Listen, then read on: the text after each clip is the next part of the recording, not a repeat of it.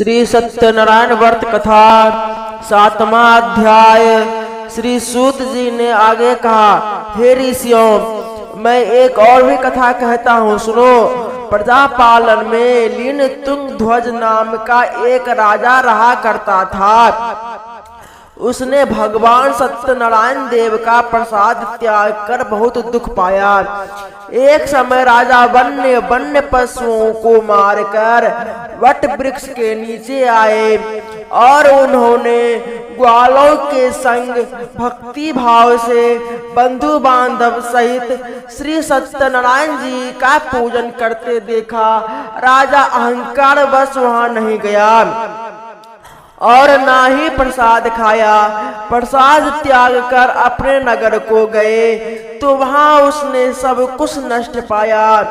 वह समझ गया कि यह श्री सत्यनारायण देव ने किया है। तब वह उसी स्थान पर आया और ग्वालों के संग विधि पूर्वक पूजन कर प्रसाद खाया तो सत्यनारायण की कृपा से सब कुछ पहले जैसा ही हो गया।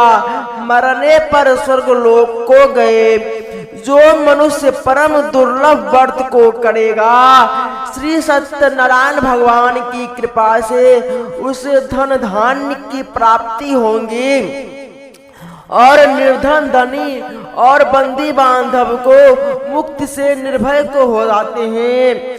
संतानहीन को संतान की प्राप्ति तथा सब मनोरथ पूर्ण होकर अंत में वह वैकुंठ धाम को जाते हैं। जिन्होंने पहले इस व्रत को किया, अब उनके दूसरे जन्म की कथा भी सुनिए। सतानंद नामक वृद्ध ब्राह्मण ने सुदामा के रूप में जन्म लेकर श्री कृष्ण की भक्ति कर मोक्ष को प्राप्त किए।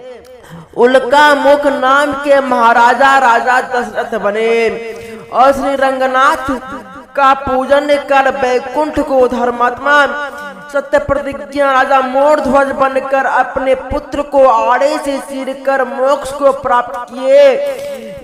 लखरआड़ा भील अगले जन्म में गो नामक निषाद राज हुए, जिन्होंने भगवान राम के चरणों की सेवा कर मोक्ष को प्राप्त किए।